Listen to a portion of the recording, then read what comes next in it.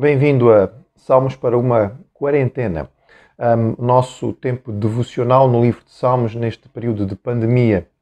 Nós vamos ler hoje um salmo que é um dos meus favoritos, porque, poderão perguntar, não é necessariamente um salmo de adoração, é aquilo que eu classifico como salmos missionários, porque eles têm uma característica de pensar nas outras nações em termos de alcance. Estou a falar do Salmo 67.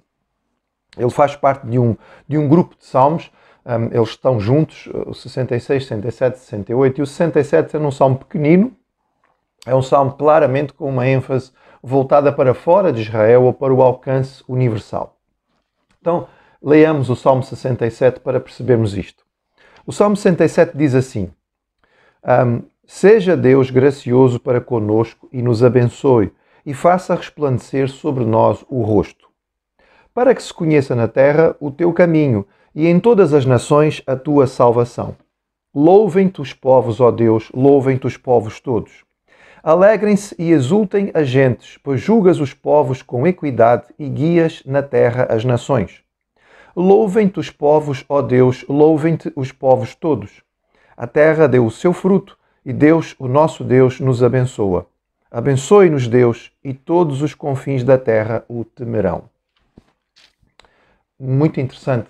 A forma de pensar deste salmo é completamente diferente. Nós hoje diríamos assim, fora da caixa, daquilo que era a forma de pensar, a teologia própria da época do salmista. Nós não sabemos quem foi o salmista que escreveu este salmo, mas a sua compreensão da relação de Deus com o seu povo, o povo de Israel, é uma compreensão única, muito especial e podemos dizer abençoada. O versículo 1 é um versículo, podemos dizer, normal. É um versículo que chama a bênção de Deus para o povo. E todos nós oramos, e quando oramos, sempre pedimos ao Senhor a bênção. Então, seja Deus gracioso para conosco e nos abençoe e faça resplandecer sobre nós o seu rosto.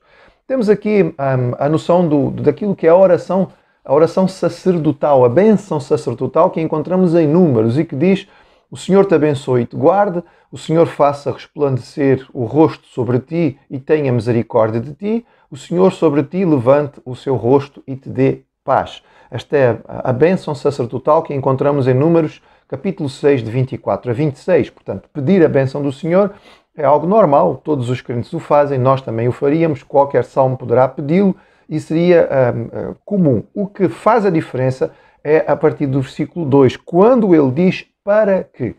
Para que é que Deus nos abençoa? A maioria das pessoas dizia para quê? Para que nós possamos viver bem, para que nós possamos ser felizes, para que nós estejamos contentes, para que a nossa família possa prosperar, porque nós somos o povo escolhido, porque Deus nos separou, porque nós somos crentes, porque nós somos fiéis, etc, etc, etc. Note bem a diferença da compreensão do salmista. Ele diz que o Senhor nos abençoe, que o Senhor seja gracioso, que Ele faça resplandecer o seu rosto sobre nós. Para quê? Para que se conheça na terra o teu caminho e em todas as nações a tua salvação. Este para que é extraordinário. Ele diz que a bênção do Senhor deve chegar sobre Israel, ele pede a bênção de Deus sobre o seu povo, para que isto sirva de testemunho para as outras nações. E então ele continua nos versículos seguintes, dizendo: louvem-te os povos todos, todas as nações da terra irão adorar ao Senhor. E aqui, de facto, nós percebemos que a compreensão deste salmista é totalmente diferente, além daquilo que era o seu tempo. Israel tinha esta característica, que era uma característica especial, que era o seu monoteísmo. Os povos da antiguidade tinham um grande panteão, tinham uma quantidade enorme de deuses. Todos eles tinham mitologias mais ou menos elaboradas.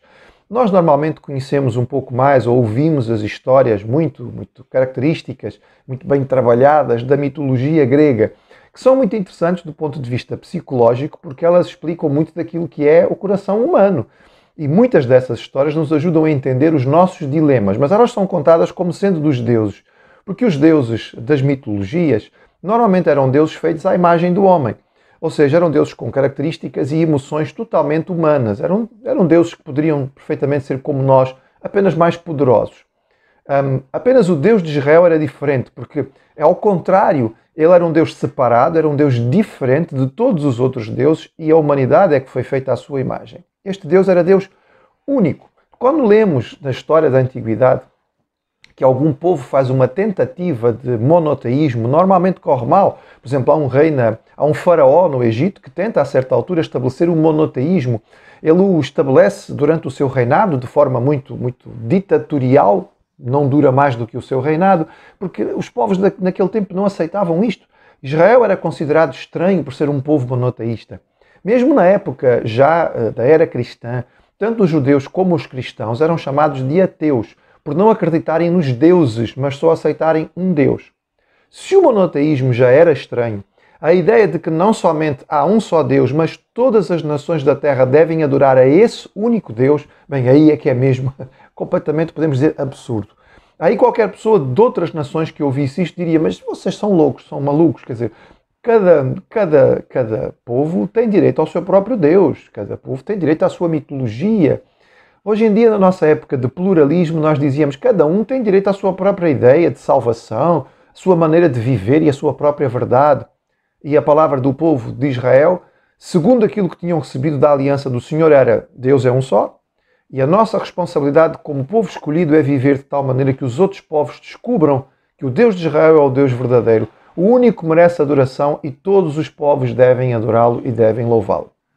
Este é um conceito realmente fora da caixa, um conceito diferente, um conceito abençoador, e por isso eu digo que este salmo é um salmo missionário. E por que é que os outros povos deveriam de alguma maneira ter interesse em vir a adorar o Deus de Israel? O versículo 4 nos ajuda a perceber isto. Alegrem-se e exultem as gentes, pois julgas os povos com equidade e guias na terra as nações. Mais uma vez, os deuses de todas as nações pagãs eram deuses movidos pela inveja, pelo ciúme, pela intriga, pelo orgulho, pela violência, pela luxúria, exatamente como os seres humanos. O Deus de Israel é um Deus separado do mal, é um Deus que não peca, não pode, é um Deus que não falha porque Ele é perfeito, é um Deus que julga dentro da sua santidade com absoluta correção. A sua justiça é perfeita, a sua direção é reta, o seu juízo é inabalável. E a sua verdade está junto com a sua bondade, e isto faz com que este Deus seja um Deus extraordinário. Por isso Israel dizia, vocês criaram muitos deuses, mas há um Deus verdadeiro, e este Deus é um Deus que traz alegria à nossa vida, porque Ele nos auxilia, Ele nos encaminha de forma correta, de forma justa, e Ele vai fazer isto para todas as nações. E quando as nações descobrirem um Deus, que é um Deus correto, que é um Deus justo, que é um Deus abençoador, que é um Deus verdadeiro, as nações vão entender a importância e o valor deste Deus e vão se alegrar e se voltar para Ele. Então, o Salmo, claramente, ele vai desenvolvendo esta ideia de que todas as nações da terra deverão receber o testemunho de Israel e, através deste testemunho, descobrir o Deus de Israel e passar a adorá-lo, para que o Senhor, Deus Criador dos céus e da terra, o único Deus verdadeiro, Jeová, ele possa ser adorado, louvado por todas as nações.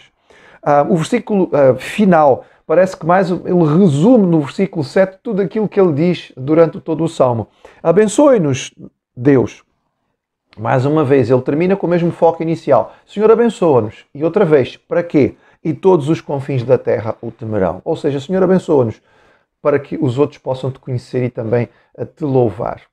Nós, como crentes em Cristo, devemos compreender que a salvação nos alcança pela graça de Deus. Nós a recebemos pela fé porque o Senhor, na sua misericórdia, chegou até nós de uma forma diferente. E nós fomos abençoados com a convicção do seu Santo Espírito. Não somos melhores do que ninguém por causa disto. E o fato de termos sido alcançados pela bênção do Senhor deve nos fazer perceber que a nossa vida tem que ser vivida para alcançar os que estão à nossa volta. É nossa responsabilidade perceber que a bênção de Deus não para em nós.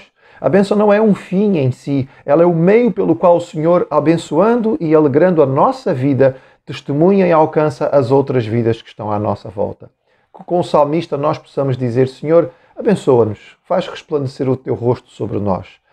Enche-nos com a tua graça para que as pessoas à nossa volta possam conhecer o teu amor, possam descobrir a tua salvação e possam também elas fazer parte do teu povo e experimentar a tua graça nas suas vidas.